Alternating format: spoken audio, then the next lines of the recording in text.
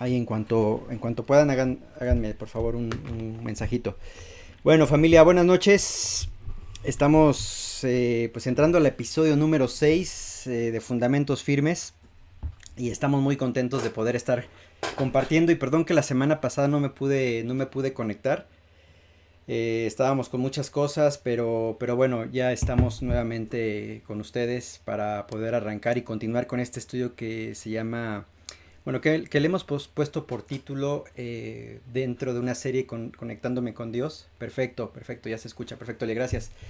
Que le hemos puesto por título Conectándome con Dios. Acuérdense, hay tres series que hemos desarrollado. La primera es Conectándome con Dios, la segunda es Creciendo en su palabra y la tercera serie se va a llamar comprometiéndome con su obra. Entonces es un poquito como si lo quiero ver, como un orden de primaria, es decir, queremos comenzar por lo básico y para empezar con lo básico, si quiero conocer a Dios, tengo que conectarme con Él. ¿Y cómo lo vamos a hacer? Precisamente a través de conocer la historia desde la perspectiva de Dios, que precisamente está en el Antiguo Testamento. Eso nos va a ayudar a entender entonces el Nuevo Testamento, porque hay ocasiones, si tú me ves por primera vez, esto va a quedar grabado, si tú me estás viendo por primera vez, quizás puedes comenzar con el Nuevo Testamento, pero la verdad es que a veces o en muchas ocasiones no sabes exactamente o no entendemos ciertas cosas, ¿no? Del Nuevo Testamento. Por eso es importante ir al Antiguo Testamento para entender entonces el Nuevo Testamento. Entendiendo el Antiguo Testamento, o por lo menos conociéndolo un poquito más, no diría en profundidad o en detalle porque llevarían muchos años poder profundizar en el Antiguo Testamento, pero entendiéndolo un poquito, un panorama general, vamos a entender muchas cosas en el Nuevo Testamento. Entonces eso nos va a permitirnos conectarnos con Dios y de ahí que podamos conocer a Dios. Por esa razón, y les vuelvo a repetir, la idea de este estudio es precisamente que podamos de una manera ordenada establecer sobre una línea cronológica como la que ven en sus pantallas, establecer sobre esa línea cronológica los eventos bíblicos más importantes. No nos vamos a meter en detalle porque nos llevaría mucho tiempo. Entonces, ese recuadro azul que estás viendo no es otra cosa más que el Antiguo Testamento. La línea roja en vertical son los 400 años que separan el Antiguo del Nuevo Testamento, que bíblicamente hablando, o bueno, se le conoce como los 400 años de silencio. Y después la parte amarilla que aparece ahí en el bloque sería todo el Nuevo Testamento. Entonces, con eso en mente, los episodios pasados estuvimos viendo prácticamente los seis primeros capítulos de Génesis y vamos viendo cómo el pecado se introduce en Génesis capítulo 3 y vamos avanzando. Génesis capítulo 4, lo que comenzó siendo con una desobediencia, después se traduce en un asesinato, un hermano matando a su propio hermano, a Abel. Y la violencia empieza a crecer. Obviamente esa violencia es generada por algo, por un problema que el hombre trae en el corazón desde que nació, que es el pecado. Así que cuando llegas a Génesis capítulo 6, Dios ve lo que está pasando en la tierra. O sea, no es que está ausente evidentemente, pero Dios le revela a Moisés que él ve la tierra, ve la humanidad y cómo esta humanidad se va degradando cada vez más. Y es un versículo importante el número 1 del 6 porque dice que los hijos de Dios se unieron con las hijas de los hombres. Y hay muchas interpretaciones acerca de esto, pero lo que te quiero decir es que la violencia va creciendo, va escalando de una manera exponencial, así que por ahí los versículos 5 o 6 dice que la humanidad estaba pensando de continuo solamente el mal. Entonces la violencia es tanta que Dios dice, le voy a dar al hombre 120 años y hasta ahí quedó. Entonces le da esos 120 años y paralelo a eso él escoge a un hombre, a Noé, varón justo, perfecto en sus generaciones, que caminaba con Dios para que entonces él haga lo que va a ser la salvación de la humanidad. Y va a ser entonces un arca, y esa arca va a salvar prácticamente a 8 personas. Por 120 años la están construyendo y entonces vemos el apóstol Pedro más adelante le pone por título a Noé el pregonero de justicia. Y habíamos analizado un poquito lo que significaba ser pregonero de justicia y todo esto. Y llegas al capítulo 11 de Hebreos, también en el Nuevo Testamento, y entonces vas viendo cómo el Nuevo Testamento toma este aspecto de Noé, que está en el Antiguo Testamento, y nos trae una enseñanza. Entonces cuando llegas al capítulo 11, ahí puse Génesis 11.7, fue un error de dedo, pero en realidad tendría que decir ahí Hebreos 11.7, perdonen el dedazo ahí. Pero ahí entonces el autor de los Hebreos nos hace referencia de Noé. Y si tú ves la galería de los héroes de la fe, comienza por hablarnos acerca de, ni siquiera de Adán, nos habla acerca de Abel, cómo ofreció con fe esa ofrenda. El segundo personaje que aparece es Enoc, quien caminó con Dios. Y el tercer personaje va a ser el bisnieto de Enoc, que es precisamente Noé. Y dice, por la fe, Noé, cuando fue advertido por Dios acerca de cosas que aún no se veían, con temor preparó el arca en que su casa se salvase. Y por esta fe condenó al mundo. Y fue hecho heredero de la justicia que viene por la fe. Entonces, qué hermoso, acá hay mucha enseñanza. Un hombre como Enoc, que a pesar de una generación complicada, está caminando con Dios sin necesidad de tener la palabra de Dios. Entonces eso a mí me advierte que teniendo este libro, 66 libros que componen el Antiguo y Nuevo Testamento, qué hermoso pensar que Dios me ha dado ese manual, y ese manual me ayuda a poder caminar al lado de Él. En mi paternidad, en mi matrimonio, en todas las esferas de mi vida yo puedo tener un manual, recurrir a ese manual y poder caminar al lado de Dios. Enoc no lo tenía. Así que no hay pretexto para poder caminar con Dios, pero después Enoc va a tener a Matusalén, uno de sus hijos va a ser Matusalén, quien fue el hombre que vivió más años sobre la tierra. Después Matusalén va a tener a Lamec, y Lamec va a tener a Noé. Así que ves esas generaciones, y es hermoso. Obviamente estamos a vuelo de pájaro, entonces si tú ves el año en que viene el diluvio, es el mismo año en el cual Matusalén muere. Así que Dios no le permitió a Matusalén ver la destrucción de la tierra, y eso es de alguna manera la gracia de Dios sobre la vida de este hombre que también caminó con Dios, Matusalén. Entonces tienes al bisnieto de Enoc caminando también con Dios, varón perfecto, y se pone a construir el arca. Y entonces yo hacía referencia un poquito, ¿no?, de lo que es la obediencia de Noé. O sea, Génesis 7:5 dice, e hizo Noé conforme lo que Dios le pidió que hiciera. Y a pesar de las circunstancias adversas, por 120 años construyendo ese armatoste, y la gente seguramente pasando en esa maldad, le hacía seguramente bullying. ¿Qué estás diciendo, no? ¿Cómo que va a llover?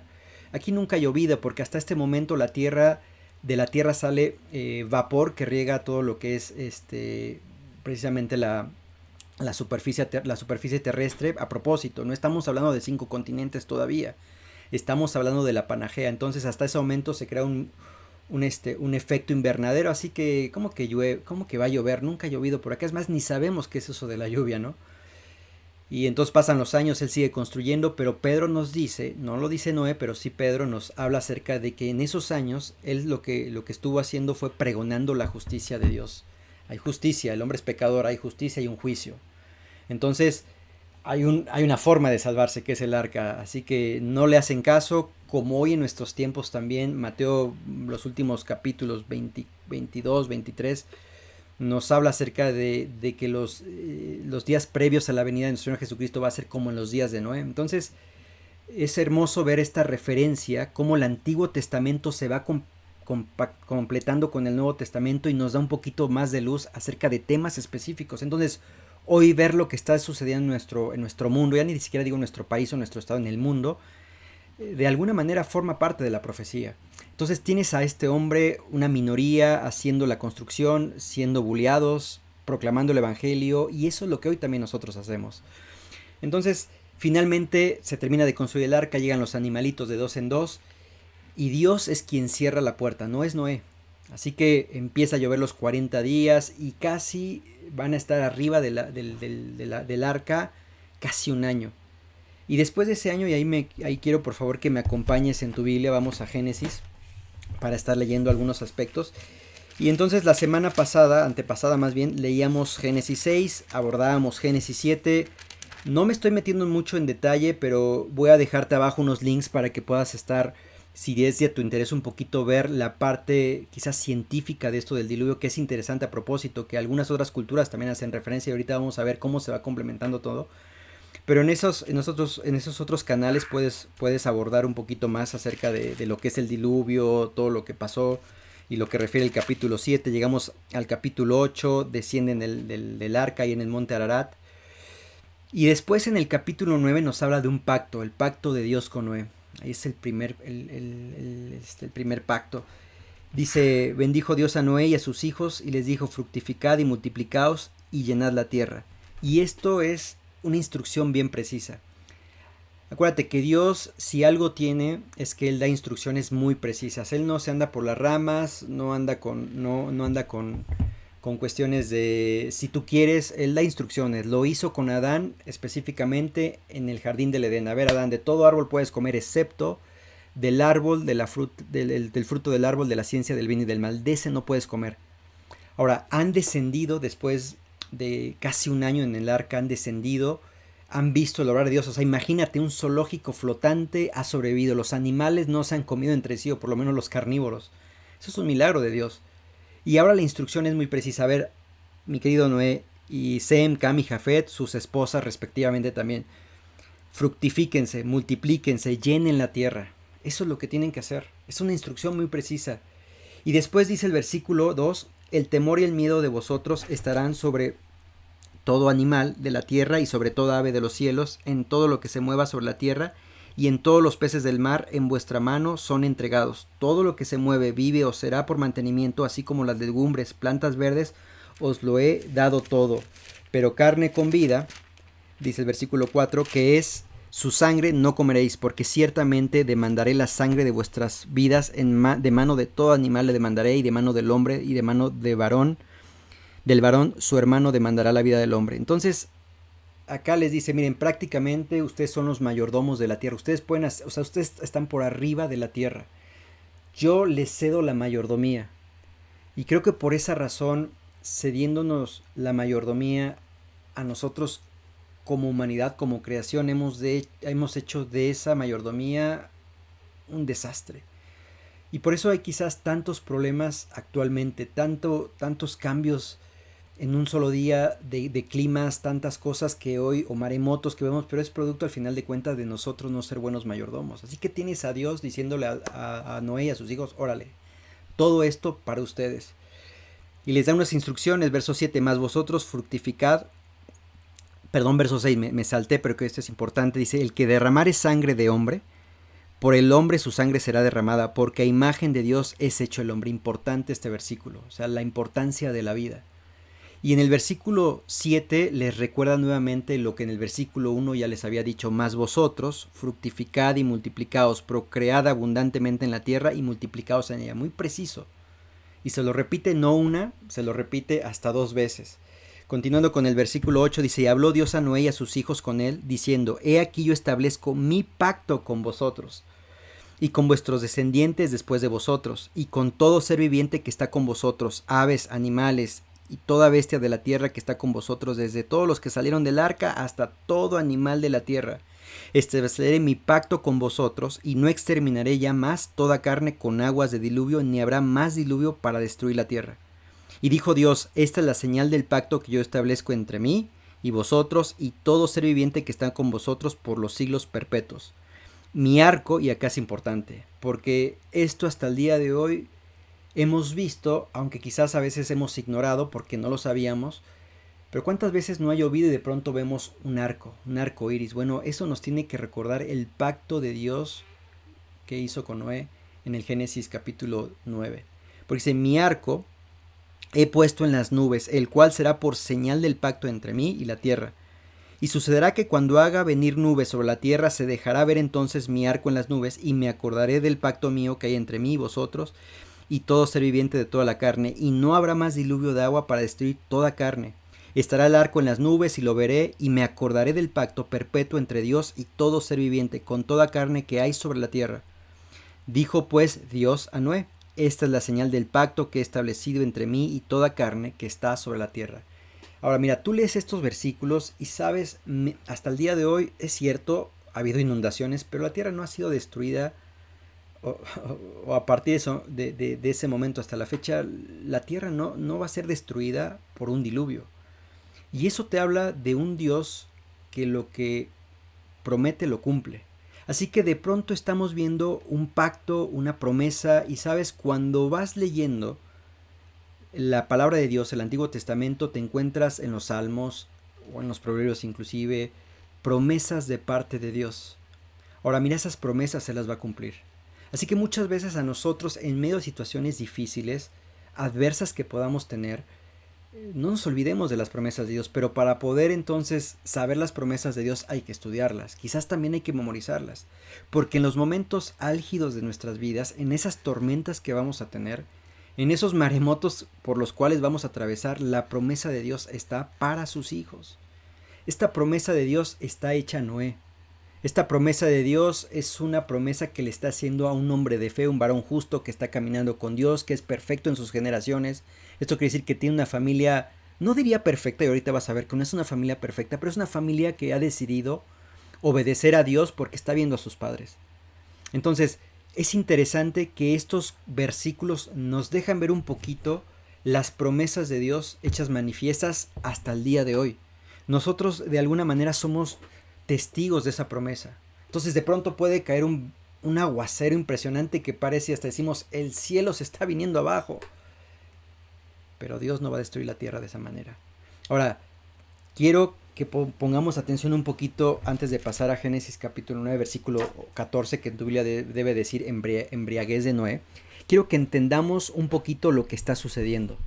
Porque para entender la embriaguez de Noé, quizás es necesario todo lo que pasó en ese tiempo en el cual el diluvio sucedió. 40 días y 40 noches está lloviendo. Así que dice que las fuentes de las aguas de los cielos se rompieron y empezó a inundarse. Entonces, una cosa fue Noé y los y sus familiares, a las 8 personas. La tierra era de una manera antes de que Noé subiese al arca, y la tierra después fue diferente cuando bajó. La tierra había cambiado. Ahora, obviamente Noé no lo había percibido. Obviamente las generaciones subsiguientes dieron cuenta de lo que quizás había sucedido. Sí, eso, ¿no? Porque recordemos, o sea, un año antes estábamos hablando de la Panagea, o sea, un año antes del diluvio estábamos hablando de la Panagea, así que teníamos una masa continental, eso es lo que significa la Panagea. Pero un año después, es decir, posterior al diluvio, entonces, esa masa continental se fracciona para formar los continentes que hoy conocemos, que por lo menos yo recuerdo en la secundaria, la primaria, pues hablábamos de 5 continentes. Entonces, ¿qué es lo que sucedió durante el diluvio? Muchas cosas. Una de ellas, por ejemplo, los dinosaurios. Una de las cosas cuando yo me convertí a Cristo, mis dudas eran, bueno, ¿y qué onda con los dinosaurios? Porque la realidad es que la Biblia no dice de los dinosaurios. Pero existieron, o sea, eso es evidente, porque no podemos negar los esqueletos que están mostrándose en el Museo de Historia Natural en México o en algunos otros museos. Ahora el Museo del Mamut en el nuevo aeropuerto ahí en Ciudad de México. Entonces, eso no lo podemos negar, y claro, porque existieron. Nos habla de bestias o bestias acuáticas. Entonces el diluvio se llevó lo que hoy para nosotros conocemos como dinosaurios y que otras culturas le llamaban dragones, como la cultura china, por ejemplo. Entonces esos aspectos empiezan a de alguna manera a esclarecerse a la luz de la palabra de Dios. Ahora te recuerdo, Moisés cuando escribe Génesis no es la intención, fíjate bien, no es la intención de Moisés de decir, mira, existe Dios y aquí está Génesis para comprobártelo. No es la intención de Moisés al escribir Génesis. Entonces, cuando escribe Moisés el Génesis, él tiene en mente un lector que es creyente, o sea, que cree en Dios, así que no le interesa demostrar que Dios existe a través del Génesis, porque cuando vamos al Génesis con ojos científicos y con ojos de que mira, acá se contradice, pero bueno, recuerda, no es la intención de Moisés. Ahora, evidentemente hay ciertas cosas en el libro del Génesis que nos dejan ver ciertos aspectos, que nos dejan ver que después de todo no es que la Tierra tiene millones de años, o sea, la Tierra es realmente joven. Y entonces cuando se hablan de capas cuando ves de pronto vas al cañón, bueno, nunca he ido al cañón de Arizona, ¿no? Pero se hablan de estratos, de estratos de la Tierra, y cada estrato representa cierta edad, pero en realidad, bíblicamente hablando, la Tierra no tiene mucho, o no tiene tantos años. Mira, yo estoy tomando un curso muy bueno que se llama antropología bíblica. Y es un curso precisamente en donde sí se ve el Génesis y otros textos desde la perspectiva, dije antropología bíblica, es arqueología bíblica. Entonces se ve desde la perspectiva arqueológica y hay muchos datos impresionantes que certifican que este libro, la palabra de Dios, o sea, al final de cuentas es un testimonio, es un testimonio de Dios, demostrando precisamente todo lo que hoy nosotros conocemos como historia universal. Mira, quiero leerte quiero leerte un texto que me pareció muy bueno en esta, ¿cómo se llama? Materia que estoy tomando, porque creo que da cuenta de lo que estoy diciendo ahora en el Génesis, ¿no? Mira, tengo un profesor que se llama Osmar Pascuale, y él dice que la arqueología no existe, acuérdate, la arqueología no existe para dar razón de ser a los registros bíblicos, como tampoco la Biblia espera ser defendida por alguna ciencia, no lo espera, ¿eh? Ambas, o sea, la arqueología y la Biblia transitan un camino llamado historia junto a otras disciplinas. Lo que la Biblia deja en claro es que es literatura histórica. Y cuando vas a la Biblia entonces, nos hace referencias geográficas. Nos habla de ríos, nos habla de lugares, nos habla de ciertos personajes. Entonces, la Biblia, de hecho, todo arqueólogo va a la Biblia como una consulta histórica. Entonces, hay que ver este libro, la palabra de Dios, el Antiguo Testamento y también el Nuevo Testamento, como historia universal, escrita por Dios y que da referencias. Ahora, ante esa situación siempre va a haber personas que van a querer contradecir lo que la palabra de Dios dice, pero sabes, no es el interés de Dios convencerte. Quien convence en todo caso es el Espíritu Santo. Si es nuestra responsabilidad tratar no inventar, sino a la luz de la palabra de Dios, las dudas que nosotros podamos tener. Por lo menos mis dudas han sido aclaradas. Te hablaba de los dinosaurios, vas a Job, el penúltimo capítulo, y te habla de Leviatán, y te habla de otro monstruo marino. Entonces tú vas leyendo las descripciones y está hablando de un dinosaurio. Claro, hoy para nosotros la palabra dinosaurio nacimos dentro de una generación que, por lo menos yo del 77 he escuchado la palabra dinosaurio, pero en realidad esa palabra es una palabra nueva relativamente. Pero también le podríamos llamar dragón, como lo decía la cultura china y otras culturas más. Entonces, como puedes darte cuenta, en esa transición del diluvio, en donde 8 personas se salvan, cuando baja Noé del arca, la Panagea o la masa continental se ha seccionado, se ha fraccionado. Y ahí ves un poquito con esta imagen, me pareció una imagen muy, muy buena para poder describirte un poquito lo que fue este desprendimiento de la masa continental hasta llegar a ser lo que hoy nosotros conocemos como continentes, ¿no? Entonces se desprende, ellos bajan, no se dan cuenta, ellos solamente saben que después de estar un año en alta mar, ahora finalmente las plantas de sus pies están tocando la tierra. Pero ellos no saben lo que sucedió. Ellos no saben que a partir de ese momento ya hay 4 estaciones del año. Ellos no saben que la Tierra ha adquirido otro pH. Ellos no saben que la Tierra ha tenido, si lo quieres ver, no diría una metamorfosis propiamente, pero ha tenido un cambio. Entonces, ellos están conociendo una Tierra nueva, prácticamente. Y son 8 los que están responsables de engendrar hijos. Y más específicamente Sem, Cam y Jafet.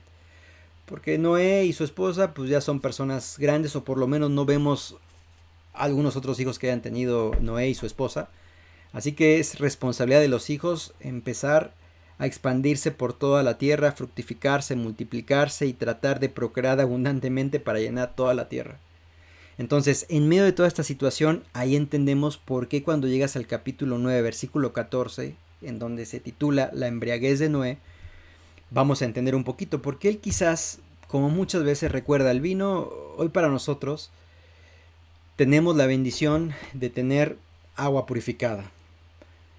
Quizás por lo menos en nuestro país es difícil tomar agua directamente de la llave, pero en otros países como en Estados Unidos, pues tranquilamente se toma agua de la llave, es lo más seguro porque hay un proceso de filtración. Bueno, finalmente es otro país de primer mundo, pero en la antigüedad no era así.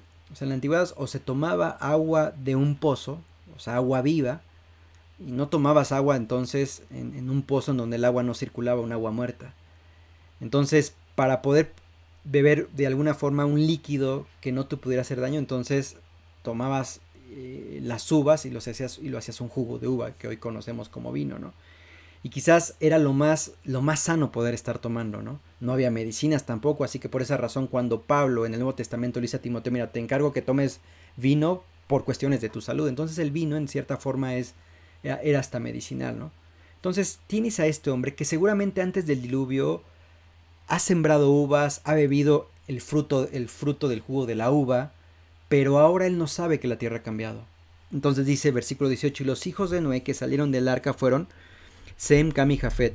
Y Cam es el padre de Canaán. Esto es importante porque, ¿por qué razón Moisés escribe esto? Porque hasta ese momento Moisés, fíjate, esto está escribiendo Moisés, se está refiriendo a siglos antes lo que está pasando. Pero en el tiempo de Moisés, él está saliendo de la tierra de Egipto, llevando al pueblo de Israel hacia la tierra prometida. Ahora, ¿quién habita en la tierra prometida después de que ellos estuvieron 400 años siendo esclavos en Egipto? Bueno, los que habitan la tierra prometida, que les pertenecía a ellos, son los cananeos. Entonces, por eso Moisés escribe acerca de Cam, quien es el padre de los cananeos. En pocas palabras, nuestros enemigos hoy en este tiempo, diría Moisés.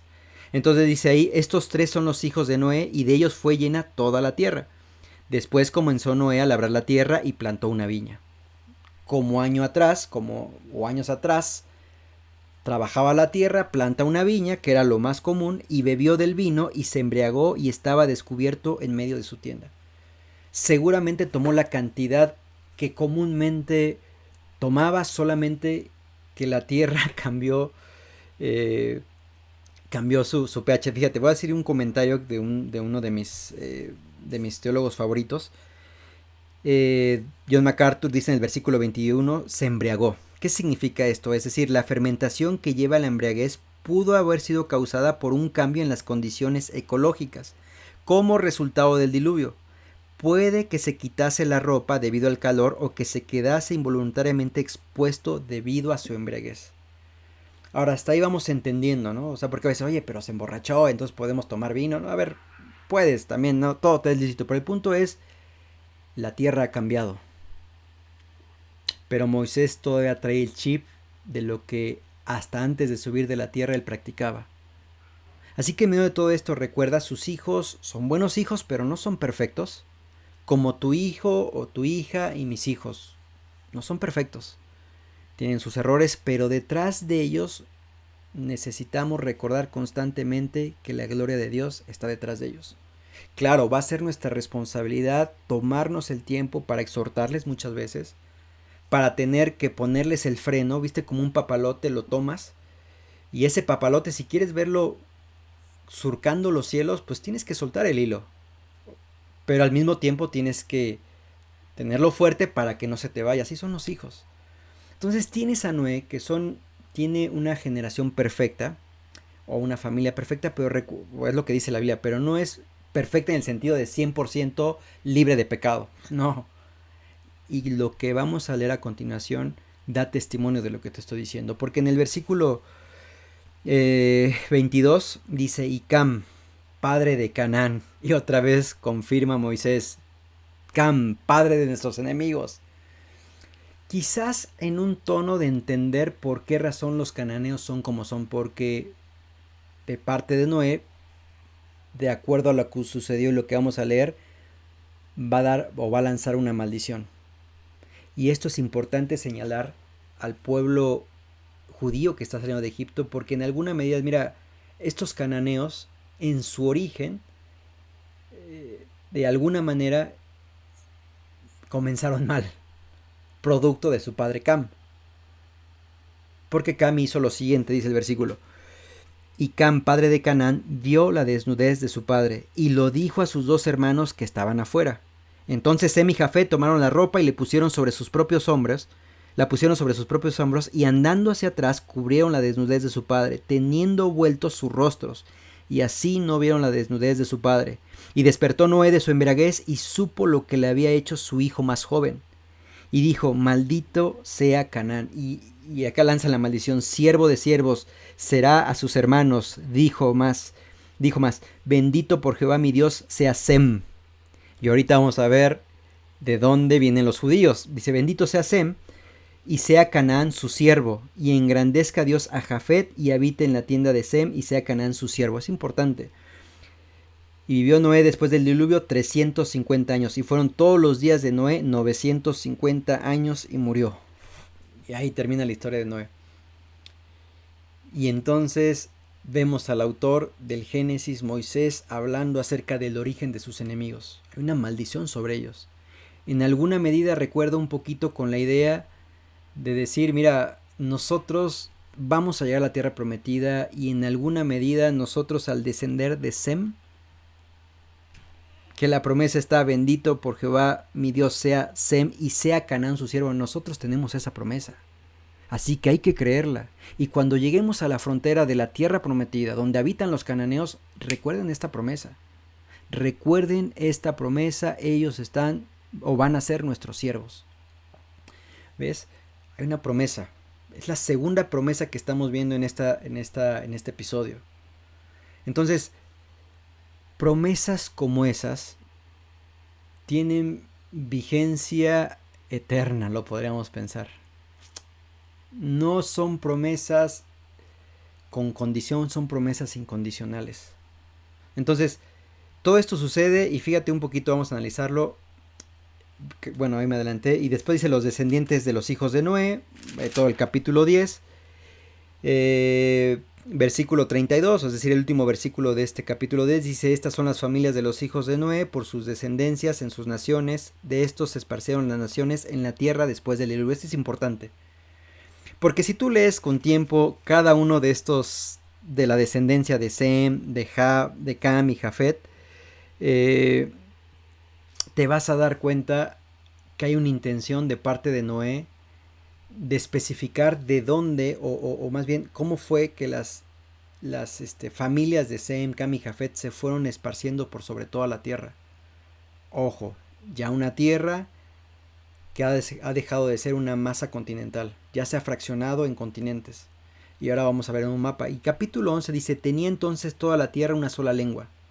Ahora, ¿qué lengua es? No sabemos específicamente. A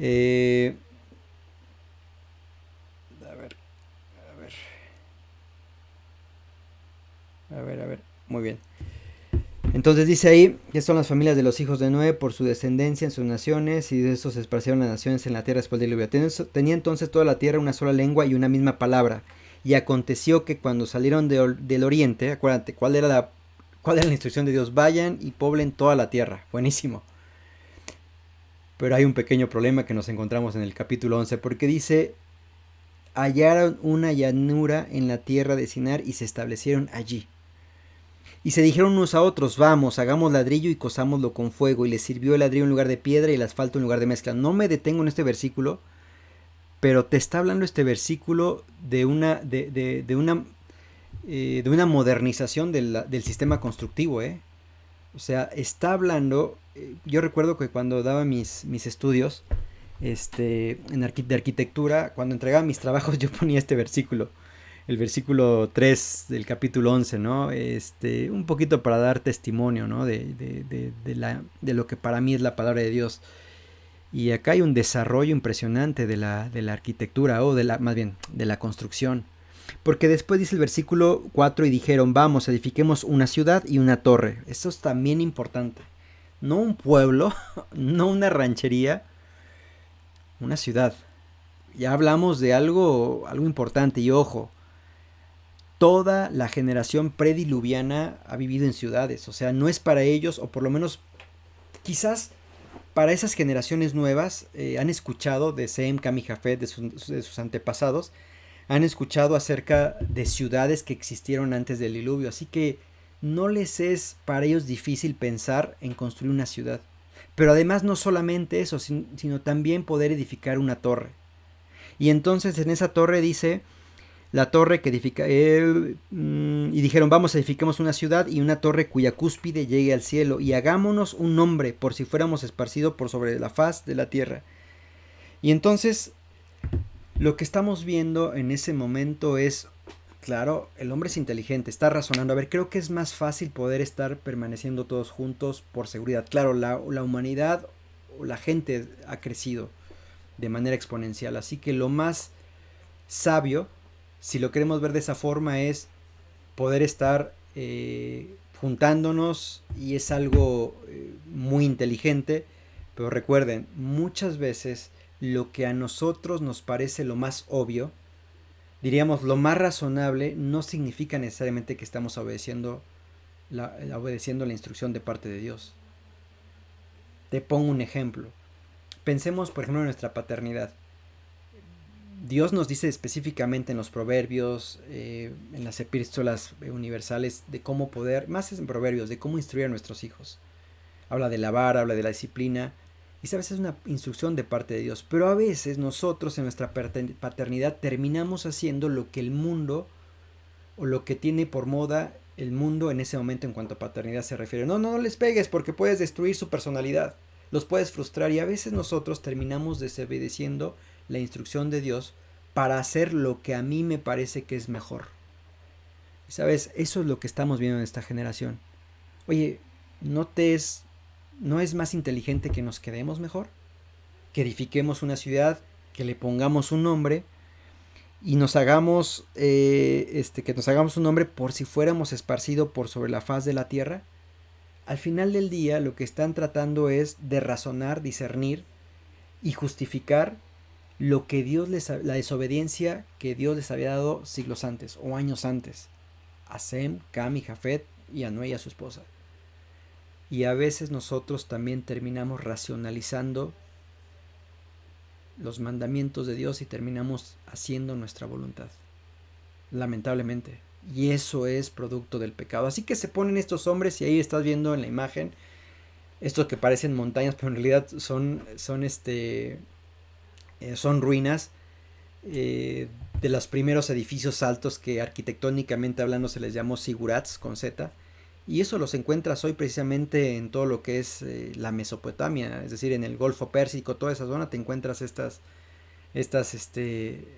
torrecitas. No es que solamente construyeron una, o sea, puedes encontrar varios de estos zigurats que eran torres, eran los edificios hasta ese momento más altos, ¿no? Entonces te habla de una ingeniería avanzada, si lo quieres ver de esa forma, de un proceso de construcción que también se ha desarrollado, porque es gente inteligente.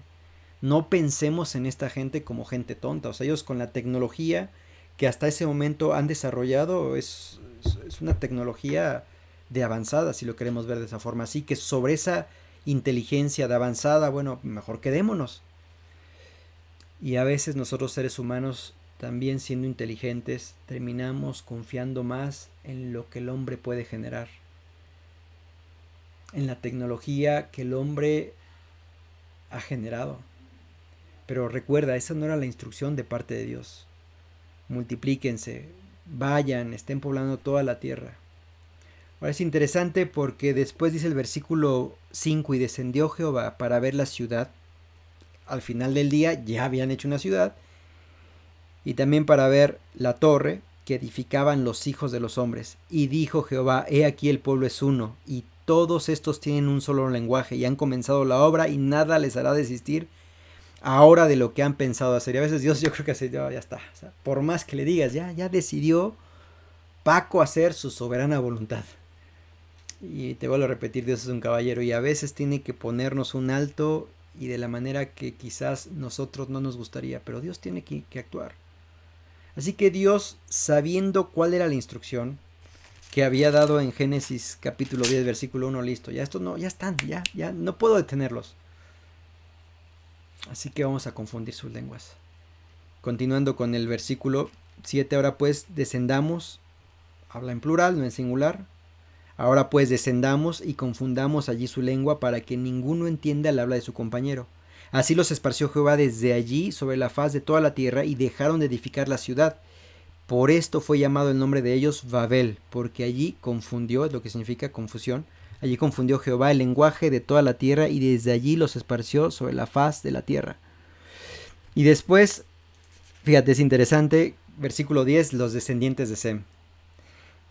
Tú lees del versículo 10 al versículo 26, y entonces ahí te habla de la genealogía del pueblo judío. Hasta llegar en el versículo 25, contaré el padre de Abraham. Abraham, para el judío, que va a aparecer precisamente en Génesis 2, en el siguiente capítulo, para este pueblo judío, Abraham es el padre de este pueblo.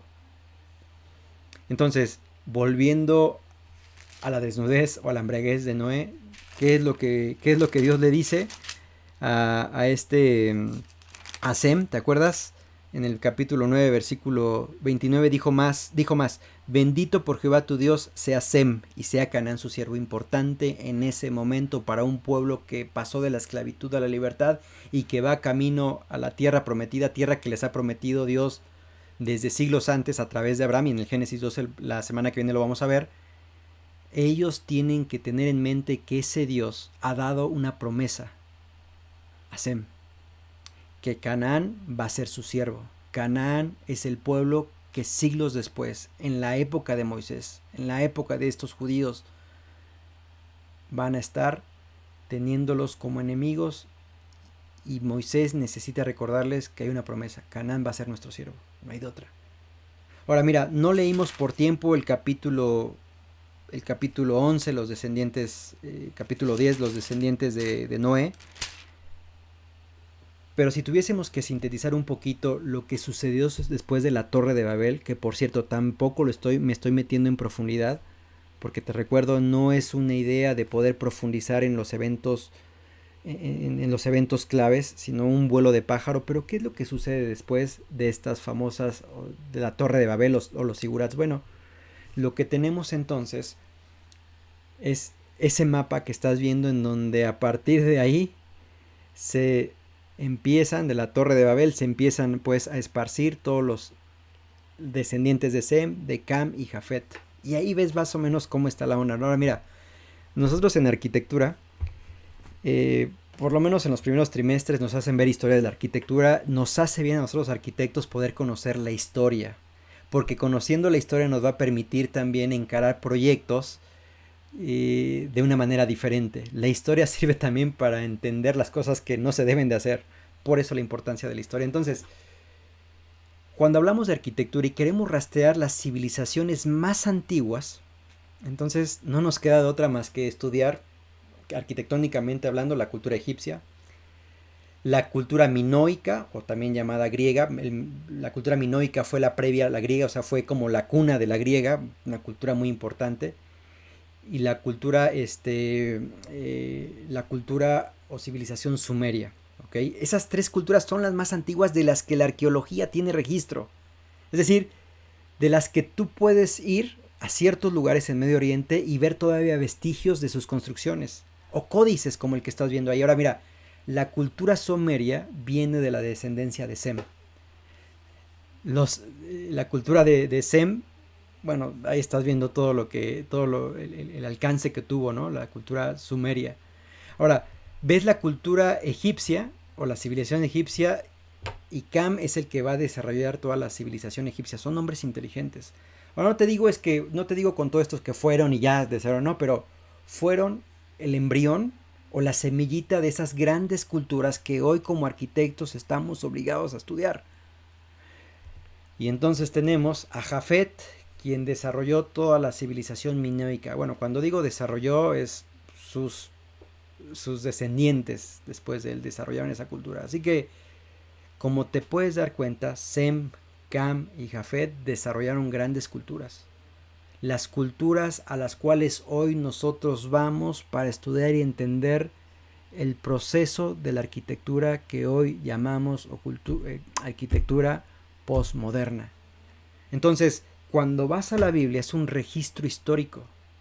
Es un registro histórico que nos hace bien ver no solamente como un libro de historia que se complementa con la arqueología, sino también ver como un libro de Dios que se atrevió a decirnos o a darnos personajes que, si salimos un poquito de la Biblia, bueno, la historia universal nos va a dar dato, nos va a dar cuenta de esos personajes que registra la Biblia. Así que con todo esto, quizás hoy la clase fue un poquito más de arrojar datos y de todo esto, pero quiero decirte que tenemos el libro profético más seguro, como diría Pedro. O sea, tenemos el libro profético más seguro, que no solamente nos da profecías, no solamente nos da historias, no solamente nos permite también poesía, tantos estilos literarios, ¿sabes? Es el libro que Dios le precisó, Dios nos permitió tener hoy en nuestras manos. Y aunque estamos viendo solamente un panorama general, quiero decirte y animarte a que sigamos estudiando la palabra de Dios. A que puedas ver este libro como un libro que ha sido protegido por Dios a lo largo de tantas generaciones, de tantas mentes malvadas que han intentado destruirlo. La arqueología da testimonio de este libro llamado Antiguo Testamento. Así que la semana que viene vamos a entrar precisamente de la cultura sumeria. Ahí vamos a entrar entonces con Abraham, quien se encuentra en Ur de los Caldeos. Entonces por eso no es ajeno, y fíjate, había tenido una foto, por eso, fíjate, nada más para que tengas una idea. Hay varios escritos de estas civilizaciones o códices bastante antiguos, y te voy a leer el códice de el códice de lo que para la cultura sumeria y egipcia fue el diluvio universal, porque hay culturas, por ejemplo, nosotros en la cultura maya, el Popol Vuh.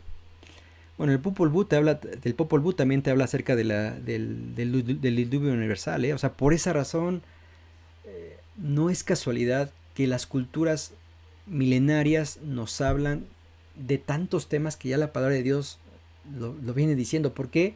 Porque si hablamos de Sem, Dios tiene su origen en Noé. Así que por esa razón, cuando, fíjate, la cultura sumeria, te voy a dar un relato. Al principio de los tiempos, piensa un poquito en Génesis 6, 7, el diluvio. Ahora mira, fíjate lo que dicen los sumerios. Al principio de los tiempos, solamente había oscuridad y la diosa Namu, conocida como la diosa del mar del caos, ella dio luz a Anki. Anki era un túmulo o montículo en el que se albergaba tanto la tierra como el cielo. Anki trajo a Enli, clima y viento, al mundo.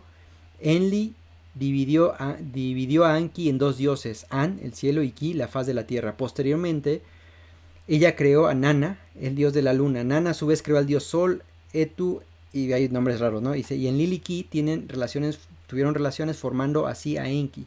Enki es el dios de las plantas y la naturaleza. En este punto los dioses de los cielos tuvieron una gran fiesta. Se emborracharon y decidieron crear humanos para que los humanos fueran hechos de arcilla. Claro, obviamente te das cuenta que hay tanta distorsión, pero hay principios que se van repitiendo. Hicieron al hombre de la arcilla. Perdón, yo creí que era del diluvio universal, te leí otro hablando de la creación, pero hay relatos del diluvio universal en las diferentes culturas. Así que cierro con esto, querido amigo que me estás viendo. La palabra de Dios, el libro que tienes en tus manos o que tienes en un estante, es un libro confiable. Y en este libro confiable nos hace bien entonces ver cuál es la condición tuya y mía, porque no ha cambiado a lo largo de los tiempos. Así que yo te agradezco por haberte sumado a este estudio y te animo a que puedas leer los capítulos que por tiempo no pudimos leer, para entonces entender en la clase que viene el origen de Abraham. Y ahí entonces ya entramos precisamente a la cultura judía, el origen de la cultura judía, porque te recuerdo, Génesis significa comienzos, y en Génesis 12 comienza el pueblo de Israel.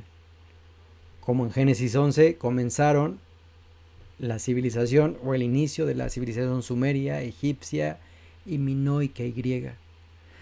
Que Dios te bendiga, estamos para servirte. Cualquier cosa, por favor, échame un mensajito, cualquier